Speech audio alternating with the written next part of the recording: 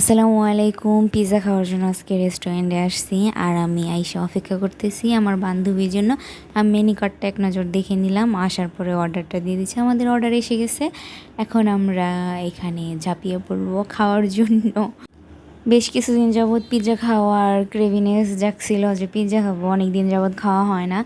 তো বান্ধবীকে বললাম, তো আসলো, দুজনে মিলে একটু খাওয়া দাওয়া করলাম, আড্ডা দিলাম, ঘোরাঘুরি করে যার যার বাসায় চলে গেলাম। আর এখন আমার পিৎজা খাওয়ার সময়, পিৎজা খেতেছি।